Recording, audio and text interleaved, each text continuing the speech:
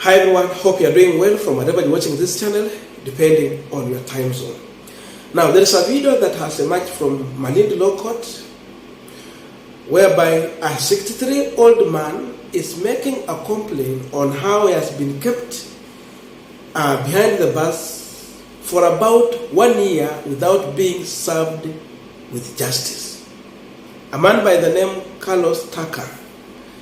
And according to the charges, the old man was charged with obtaining money by false pretense and impersonating public officer. But his worry is that the judge is not ruling on this case. They are hiding behind the witness and continuously keeping him in the remand. I wanted to listen to him shortly, and then after this we want to look on the real reason why he has been kept this long, because even the judicial service is also responding to this case. This is the most useless court in the world. I'm telling you today here. I'm telling you this, Kenyans. This is the most useless court in the world. I tell you this because I've been in remand for 1 year because of a simple witness from court here and here. This thing, I tell you Kenyans, will come to an end someday, because I've never seen this. Justice delayed is justice denied. I claim the privileges of a Kenyan of my age at 68 to be given justice. You cannot just bring me to this place, take me remand, bring me to this place, take me remand. I'm not a person of this age. I'm not happy. 1 year, madam. I will call them to restrain you so that you stop talking. Tell them to do that. I know that's what you want. That is not what I want. The victims have a right to, and that's why I'm going to grant this last adjournment. Failure to which the court shall give other directions.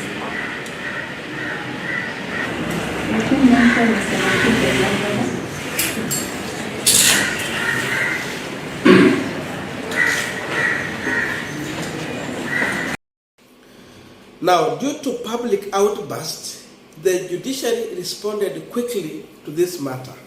And I want us to check on their response, and then we also give our views. But just a quick request for those who are watching and they have not yet subscribed. Please, we are humbly requesting you to subscribe to our channel. And also for those who are watching and returning subscribers, just give our video a thumbs up as we continue. Now let us check on the response from judiciary. Because people are really talking about this. Those who are condemning, those who are asking what is happening in Malinda court. But this is their response. The Judiciary, Republic of Kenya, dated October 19th, 2022. Malinda Court Criminal Case Number E771/21. The Judiciary attention has been drawn to a video that is circulating online regarding a matter in a court. Mr.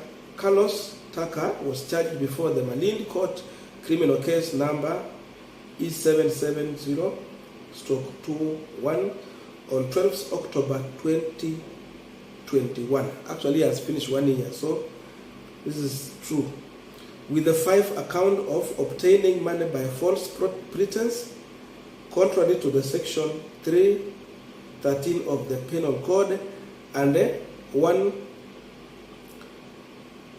count of impersonating a public officer, contrary to section 105A of Penal Code.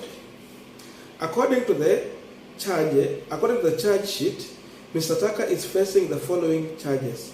Number 1, obtaining money from name withheld by false pretense that he was in position to employ her at Malinda International Airport as an officer manager.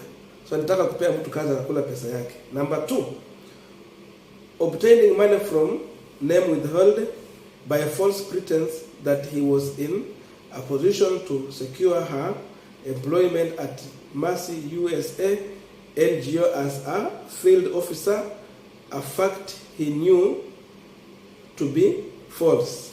Hey, hawa ni wasichana tu wanadanganywa hapa. Okay.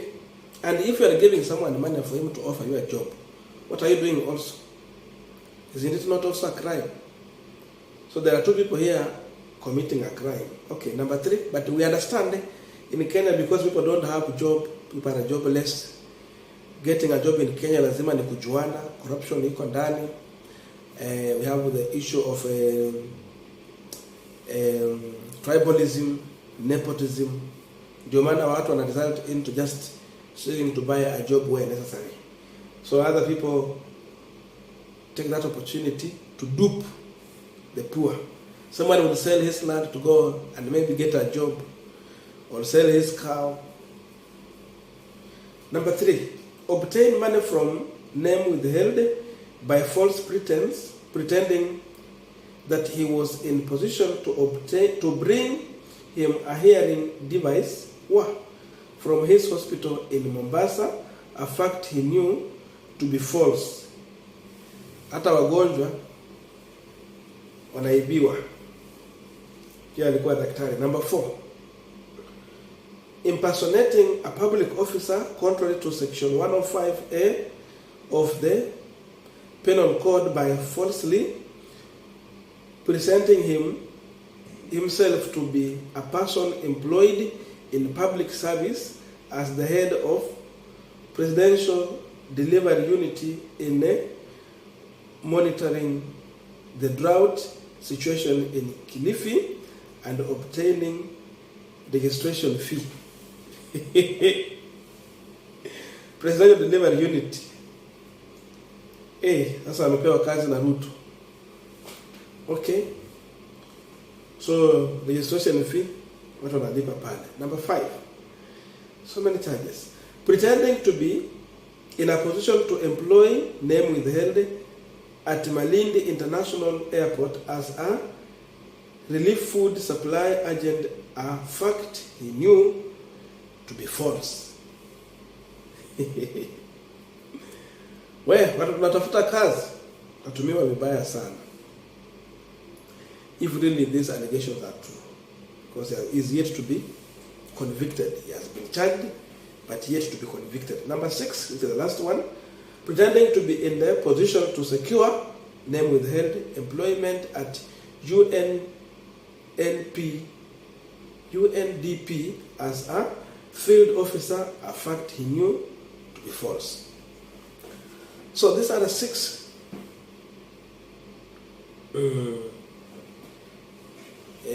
charges that he's facing.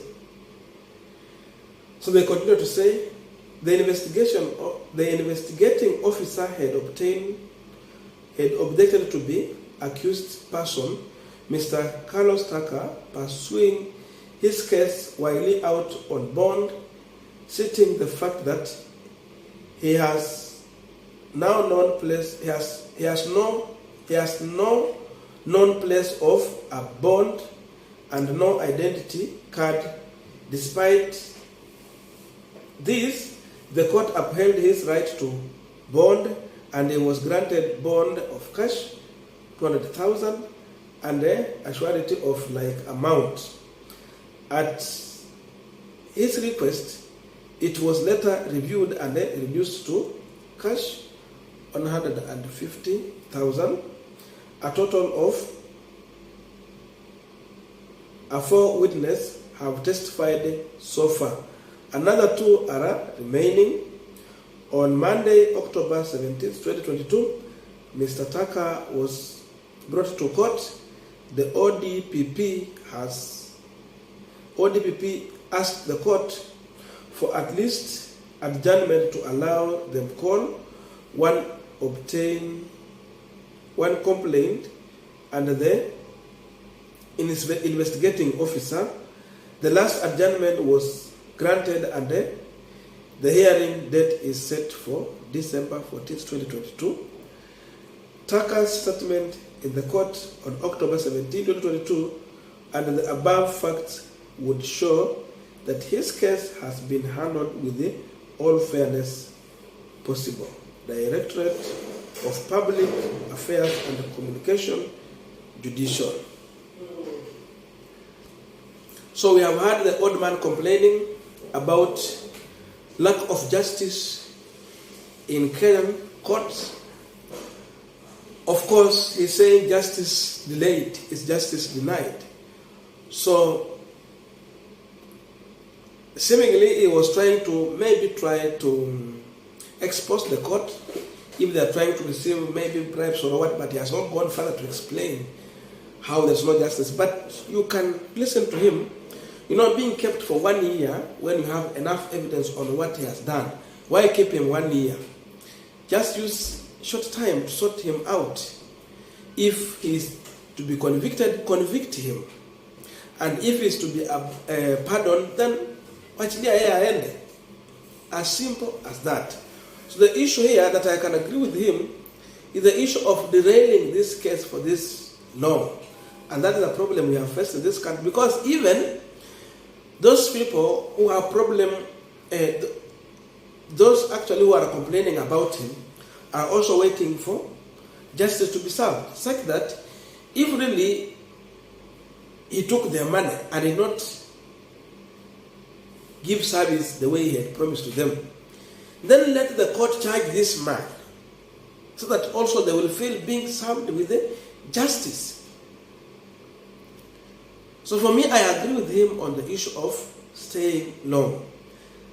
But we don't know if it is true he has obtained this money, though we are being told here that these are the charges that he is facing. If it is true really he has done this, then let the court pronounce itself. The issue here is not that, the case is fake or is being forced to do other things. The issue is that you are staying long to make a decision. So Mother Koome should be called to order. I saw she was employing another judges the other day and a magistrate, more than 1,000. Watafuta njia ya kufanya hizi kesi zikuwe zinaruliwa haraka. Within 1 year you should settle. In fact, such a case you need 6 months. What evidence are you looking for 1 year? Why take someone through circles for this long? We are not saying that this man ni meupe kama pamba ama hana makosa. The issue is that you take the case too long to make judgment. Why this long? Kama ni kuhukumiwa, hukumu yeye, tumia miezi 6. Why a year? Kama ni kumwachilia, achilia yeye. But we understand sometimes in these courts there is corruption. Sometimes money normally exchange hands. So someone is taking it slowly, maybe try and negotiate with either side to take some money, and in that way you don't serve justice at the end of the day, which is very wrong. Mambo ya kuweka kesi zinakaa muda mrefu ndio huwa inachangia mambo ya kuleta corruption in our country, even in the judiciary. Na hiyo inafaa ikomeshwe. On the issue of delaying the case, I agree with him, but if really he did all these things, let the judge make a decision and let the victim served justice.